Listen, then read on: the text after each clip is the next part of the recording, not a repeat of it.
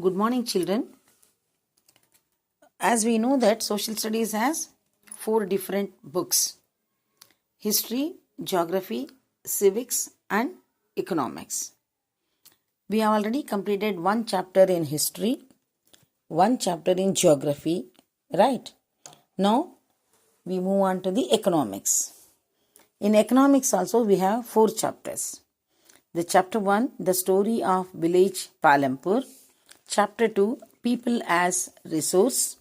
Chapter 3, poverty as a challenge. And chapter 4, food security in India. We move on to the chapter 1, the story of village Palampur. First we must learn the definition of economics. What is the definition of economics or economy?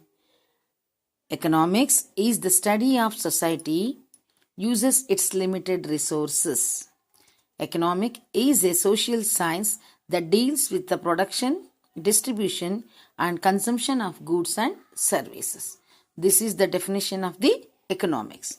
Is it clear? Shall we move on to the lesson? Shall we start the lesson? Chapter 1, the story of Palampur. The purpose of the story is introduce some basic concepts relating to production, and this we do through a story of hypothetical village called Palampur. Farming is the main activity in Palampur, whereas several other activities such as small-scale manufacturing, dairy, transport, etc. are carried out on a limited scale. These production activities need various types of resources: natural resources, man-made items, human effort, money, etc. As we read through the story of Palampur, we will learn how various resources combine to produce the desired goods and services in the village. So,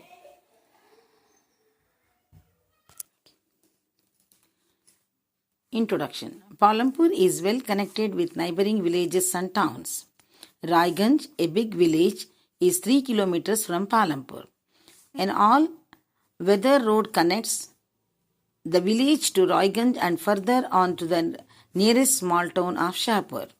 Many kinds of transport are visible on this road, starting from bullock carts, tangas, bogies, wooden cart drawn by buffaloes, loaded with jaggery and other commodities, to motor vehicles like motorcycles, jeeps, tractors and trucks. This village has about 450 families belonging to several different castes. The 80 upper caste families own the majority of land in the village. Their houses, some of them quite large and made of bricks with plastering. The SCs, Dalits, comprise 1/3 of the population and live in one corner of the village and in much smaller houses, some of which are of mud and straw. Most of the houses have electric connections. Electricity powers all the tube wells in the fields and is used various types of small business. Palampur has 2 primary schools and 1 high school. There is a primary health center run by the government and 1 private dispensary where the sick are treated. What they are going to explain in this is the structure of the village. Palampur is a village. It is well connected with the neighboring villages and towns. Which is the neighboring village there? That is Raiganj, and town is Shahpur. So many kinds of transports are visible there. That means it is connected with the good roads. So if the good roads are there, automatically transport system is very good. So the road starting with the bullock carts, tangas, bogies, everything we can see on the roads. And even they have the motor transports also. That is motorcycles, jeeps and trucks. They are carrying the other commodities like jaggery and other commodities. In this village, almost 450 families were there. Families are there. They are belonging to the different castes. Understood? In that village, 450 families were there. They are belonging to the different castes. The 80 upper caste families own the majority of land in the village. The 80 families owned their land. So their houses, somehow it is little big, some are very big and some are little small, but they have bricks constructed with the bricks and they are plastering with the cement. Understood? But 1/3 of the population was SC and ST are Dalits. They were living in the small houses constructed with the mud and straw. Most of the houses have electric connections. Electricity powers all the tube wells in the fields and used in various types of small business. That means all the houses have electricity. They have the connection of electricity, and even in the fields also they are using the tube wells, and they are even this electricity are using even for the business also. Palampur has 2 primary school and 1 high school, and some government healthcare center, that is CGHS, what we will say, that is central government health schemes. Clinic also there, and 1 private dispensary is there where the sick people are treated. Okay.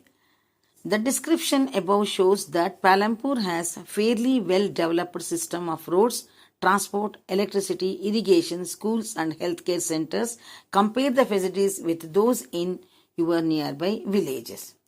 See, if you have seen any of the villages, the same facilities, if you find, just you compare this to those villages. Okay. All these things they explain that the Palampur has a fairly well developed system of roads, transport system, electricity, irrigation, schools, dispensaries, everything is available in this village. Is it clear? Shall we go to next? The story of Palampur, an imaginary village, will take us through the different types of production activities in the village. In villages across India, farming is the main production activity.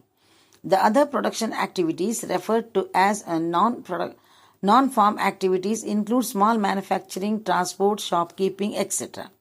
We shall take a look at both these type of activities after learning a few general things about production. Understood? This is an imaginary village, what they are explaining now. Different types of production activities are there in the village. Village across India also, farming is the main production activity. The other production activities refer to the non-farm activity, that is small manufacturing, transport, shopkeeping. These are all the small production activity other than farming. Is it clear? Shall we go to the next?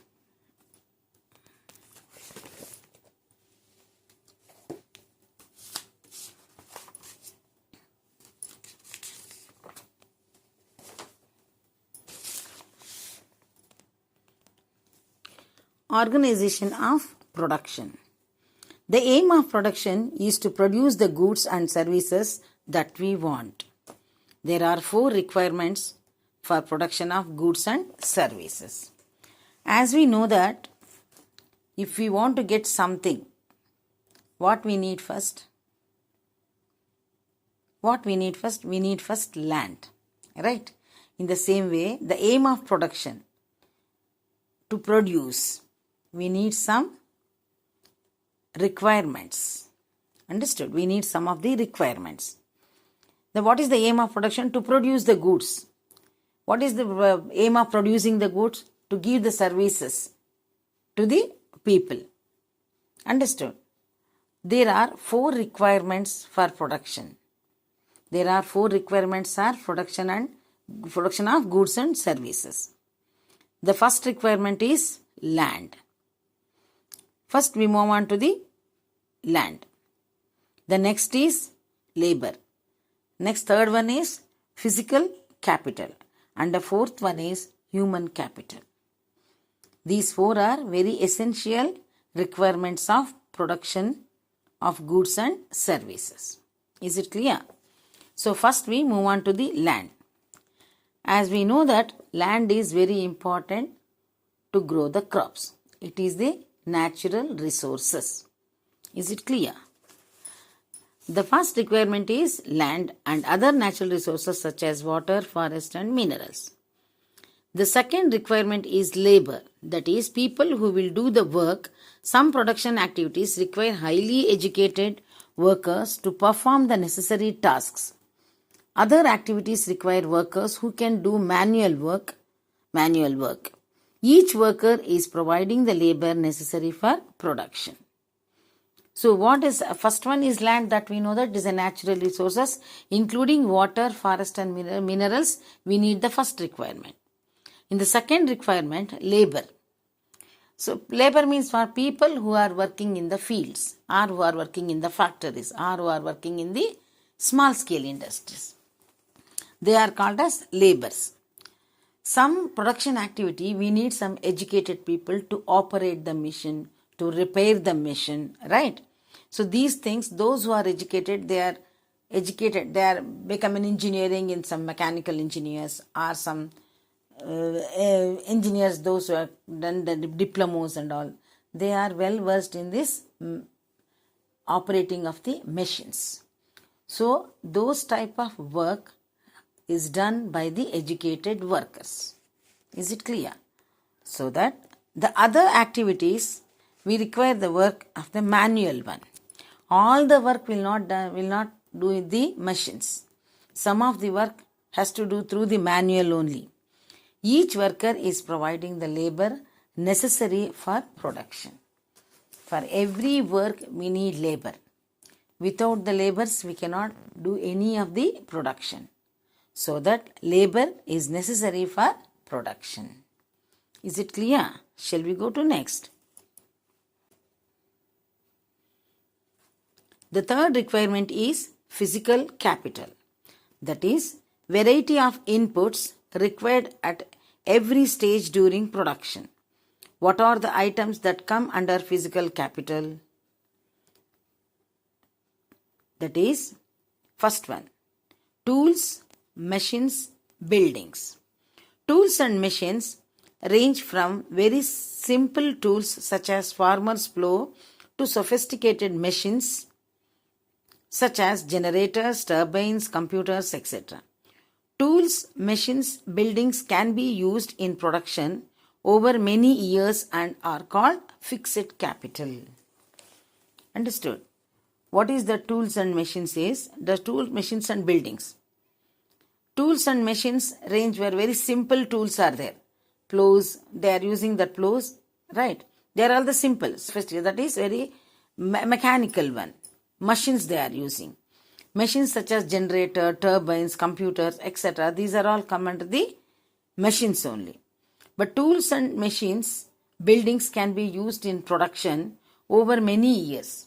So every year we need not to purchase the machines. Every year we need not to construct the building. Every year we need not to take the tools. Right? Once we are taking the machine, once we are started using the machine, we can use many years, almost 10 years, 15 years, 5 years, right? Like that we can use that. This type of usages are called as fixed capital. That is building, tool and machines. These we are not changing every year, right? It is called as fixed capital. Next, we move on to the raw materials and money in hand. Hand production requires a variety of raw materials such as the yarn used by the weaver and the clay used by the potter. Also, some money is always required during production to make payments and buy other necessary items. Raw materials and money in hand are called working capital. Unlike tools, machines and buildings, these are used up in production. See, raw materials and money in hand. Production requires variety of raw materials. For example, if you want to stitch, we need thread, right? Thread, without thread, we can't do anything. So, for to making the thread, what we want yarn. Used by to weavers, they are using that one. So, if you make a part, potter needs the clay. So, if you want to buy all these things, we need money, right? We need money. And we also need money to give the payments for them, to buy the necessary items and to pay the labor for the people, those who are working there.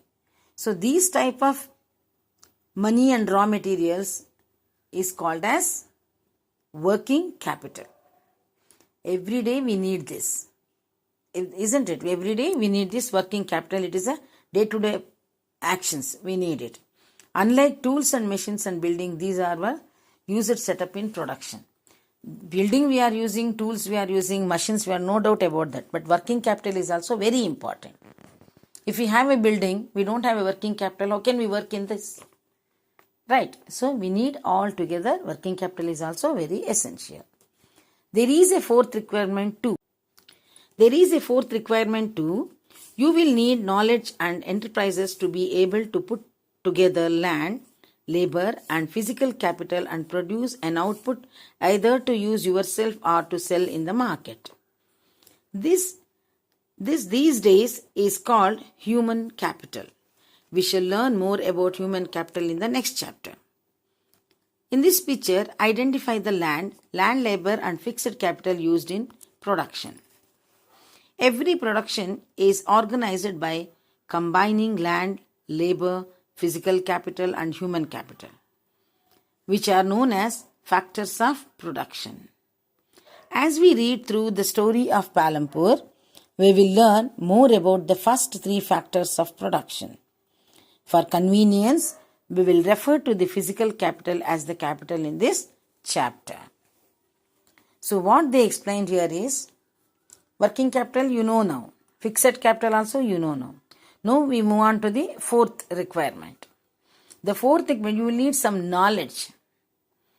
Right? If you want to operate the machine, we must know where we have to on, how we have to reduce, how we have to make it slow, how we have to make it fast. These things we have to know. So we need some knowledge for this. Right? And enterprises able to put together land, labor and physical capital and produce an output either to use yourself or to sell in the market. All these things we have to put together. After getting that production of the goods, either we can sell or we can use for ourselves. These days, it is called human capital. We shall learn more in about the human capital in the next chapter. Okay. See, you see the picture of factory here.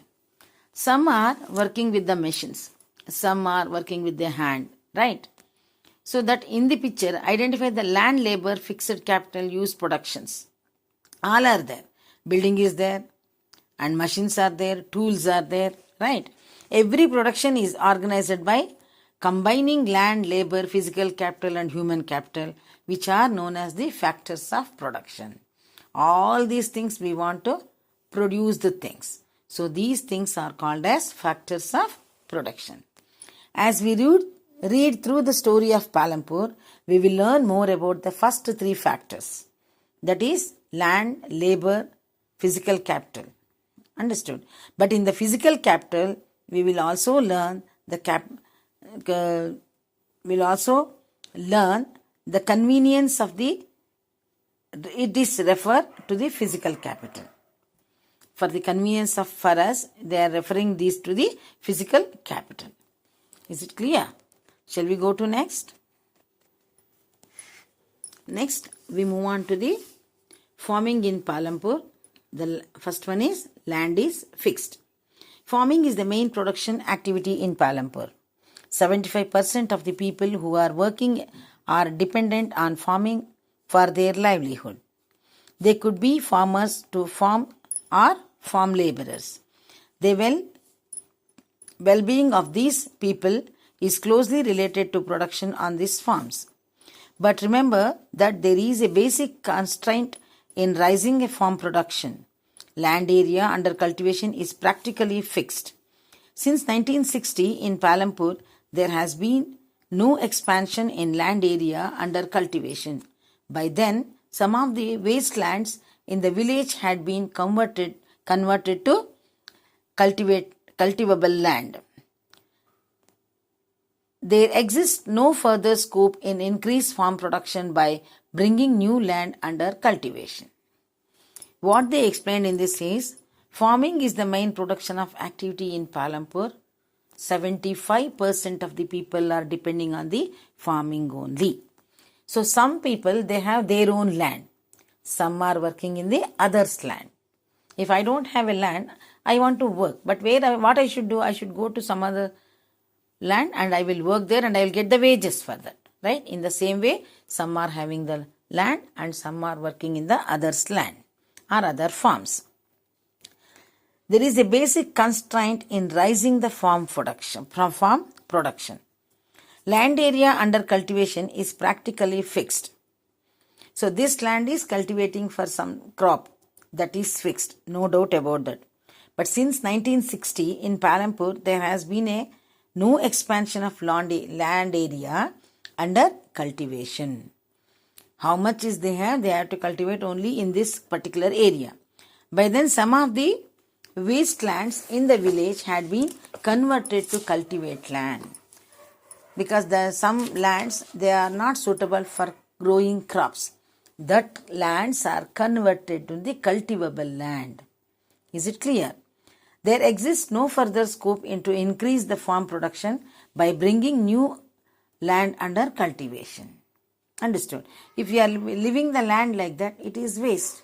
Right? Instead of that, if you are utilizing the land to grow some crops, it will be useful for us. Is it clear? Shall we go to next?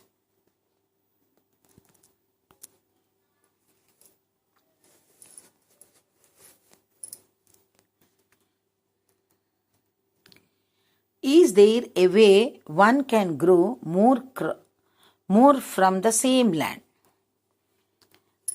In the kind of crops grown and facilities available, Palampur would resemble a village of the western part of the state of Uttar Pradesh. All land is cultivated in Palampur. No land is left idle. During the rainy season, farmers grow jowar and bajra. These plants are used as cattle feed. It is followed by cultivation of potato between October and December. In the winter season, fields are sown with wheat. From the wheat produced, farmers keep enough wheat for the family's consumption and sell the surplus wheat at the market at Raiganj. A part of the land area is also devoted to sugarcane, which is harvested once every year. Sugarcane in its raw form or as jaggery is sold to traders in Shahpur. See, only one land is there. They are growing different crops. Is it clear? They are growing different crops. See how it is. It is Palampur would resemble a village of the western part of the state in Uttar Pradesh. All land is cultivated. All land is cultivated land in Palampur. No land is left idle. See, during the rainy season, they grow jowar and bajra. These plants are used to cattle feed.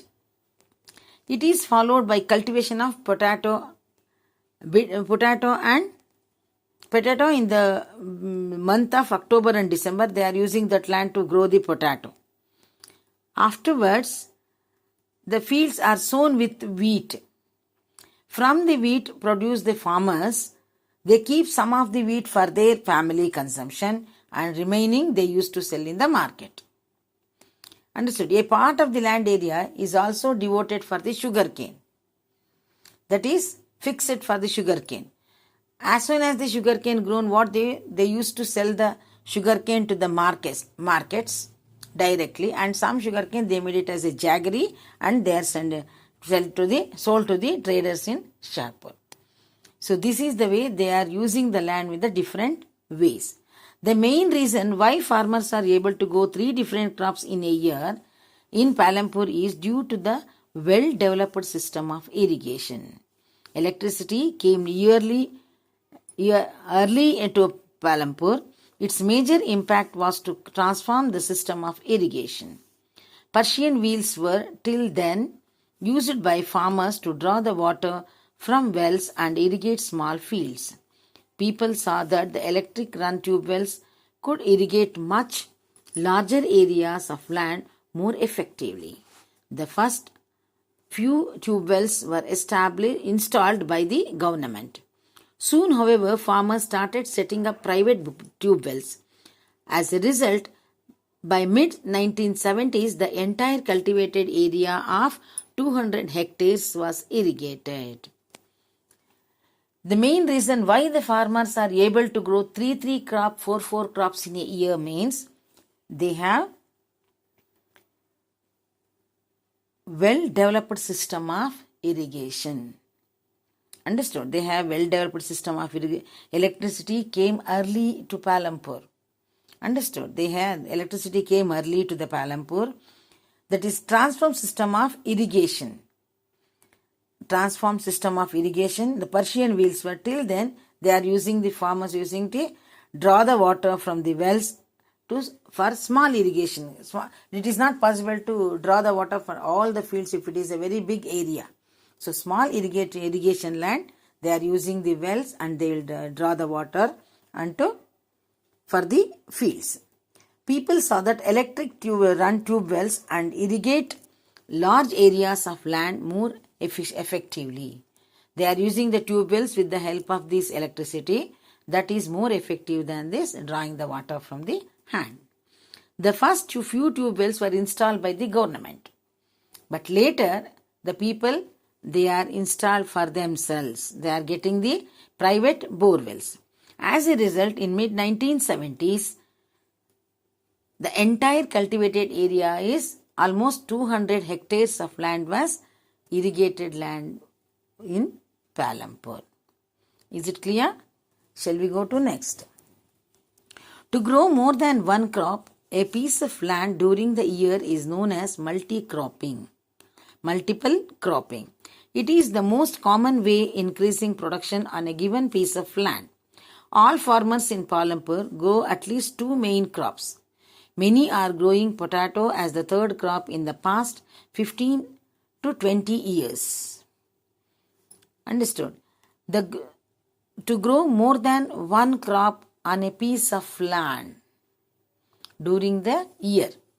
For 1 year, they are growing more than one or more than two crops. That is called as multiple cropping. That you already learnt in the 8th standard. In geography, it was there, right? So, same thing they are mentioned here. So, that is called as multiple cropping. The most common way of increasing production is on a given piece of land, all farmers in Palampur grow at least 2 main crops in a year. Understood? They are growing 2 main crops in a year. Many are growing potatoes as a third crop. Understood? 2 main crop, ragi jowar is a main crop, sugarcane is a main crop. Other than that, they used to grow potatoes also in the month of October and between the October and the December.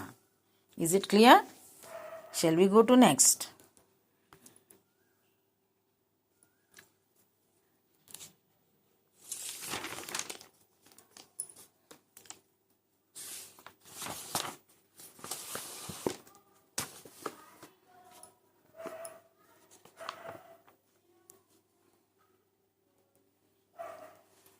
The following table shows the land under cultivation in India in units of million hectares.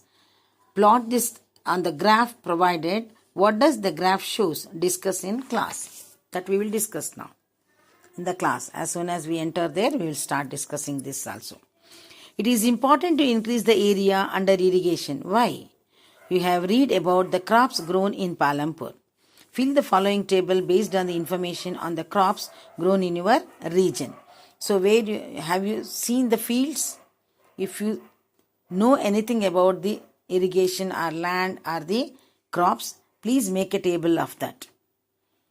You have seen that one way of increasing production from the same land is by multiple cropping. The other way to use the modern farming methods for higher yield. See what you learn now. See, in this area we can take 3 to 4 crops in a year. That is called as a multiple cropping. So other way we can get the more crops. How it is possible for higher yield? With the modern method of irrigation or modern method of farming. Yield is measured as a crop produced on a given piece of land during a single season. Till the mid 1960s, the seed used to cultivation were traditional ones with relatively low yields. Traditional seeds needed less irrigation. Farmers used cow dung and other natural manure as fertilizers. All these were readily available with the farmers who did not have to buy them. That means before the 1960s, understood, the seeds used to cultivation were traditional ones.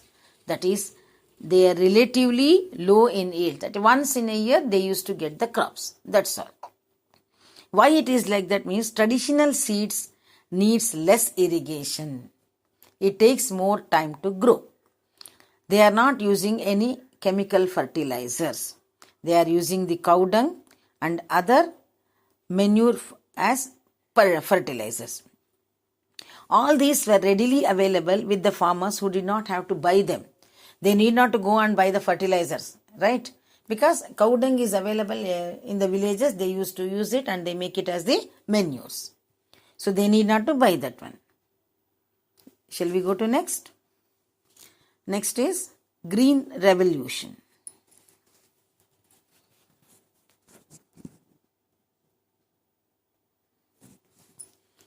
The Green Revolution in the late 1960s introduced the Indian farmer to cultivation of wheat and rice using high-yielding varieties of seeds. That is called HYV.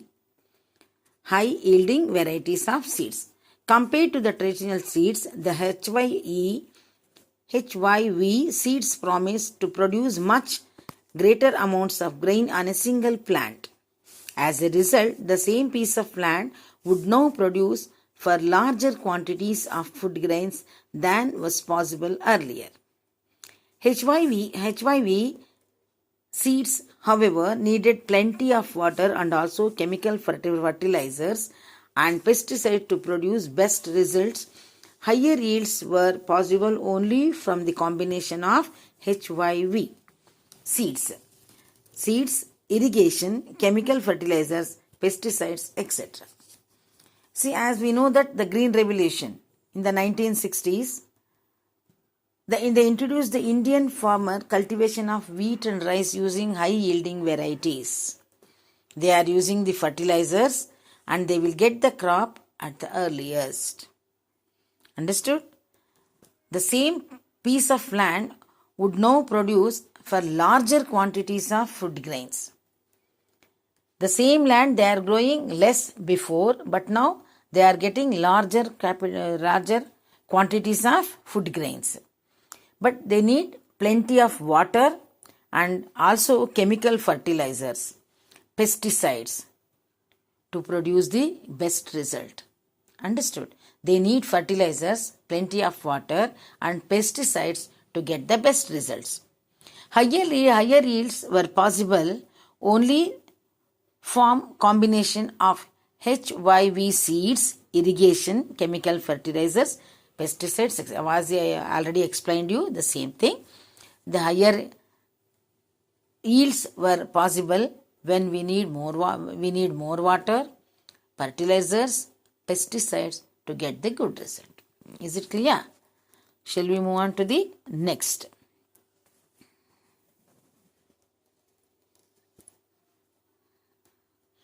The Punjab, Haryana and Western Uttar Pradesh were the first to try the modern farming method in India. The farmers in these regions set up tube wells for irrigation and made use of HYV seeds, chemical fertilizers and pesticides in farming. Some of them bought farm machinery like tractors and threshers, which made plowing and harvesting faster. They were rewarded with high yields of wheat. The farmers of Punjab and Haryana and Western Uttar Pradesh were the first. They will try the modern method of irrigation, modern method of farming. That means what they were using? Fertilizers, pesticides and this plenty of water to get the good results. That was first started with the state of Punjab, Haryana and Uttar Pradesh. So they are using chemical fertilizers and pesticides. Some of them bought the farm machineries to threshing the machineries, the cutting the crops and plowing, harvesting is faster because they are using the machines to sow and to threshers, and they are rewarded as the high yield of wheat because they are using these machines, fertilizers and pesticides, right? So they were awarded with high yield of wheat. In Palampur, the yield of wheat grown from the traditional varieties was 1300 kg per hectare. With HYV seeds, the yield went up to 3200 kg per hectare. There was a large increase in the production of wheat. Farmers now had greater amounts of surplus wheat to sell in the markets. So yield wheat grown from the traditional varieties, what they are using, the cow dung and manures, no, only they are getting 1300 kg per hectare. But after implementing all this modern method of farming, they got 3200 kg per hectare. It is almost triple, right? It is almost 1:3. So this large of increase of production, what will happen? They will sell the goods, they will get very good profit in that, right?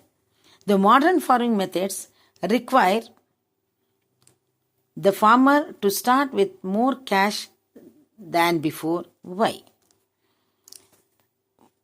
We will discuss about this also. What is the difference between the multiple cropping and farming cropping method? The following table shows the production of wheat and pulses in India after Green Revolution in units of millions and tons. Plot this on graph. Was the Green Revolution equally successful on both the crops? Discuss. Next, suggested activity. That you have to collect the information. You have to think about which is the correct method. Now you know that organism, right? You are seeing many of the organic markets, organic shops are there. What is the organic means? What they are growing crops before 1960s. That is organic. Understood? They are using cow dungs as a manure. They are not using the chemicals or fertilizers or any pesticides to grow the crops. That we have to discuss in the class as soon as the school will start. Okay. Next. Will the land sustain?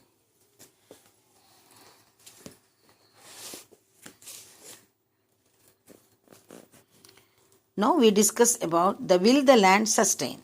Land being a natural resource, it is necessary to be careful in its use. Scientific reports indicate that the modern farming method have overused the natural resource base. In many areas, Green Revolution is associated with the loss of soil fertility due to increased use of chemical fertilizers. Also, continuous use of groundwater for tubewell irrigation has led to the depletion of the water table. Environmental resources like soil fertility and groundwater are built up over years.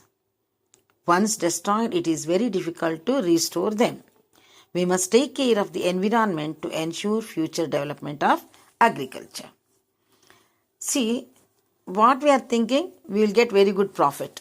1300 we are getting in the 1 hectare of land. Now we are getting 3200. We are getting very good profit, no doubt about that. But what about the land? First we should think the land is a natural resource.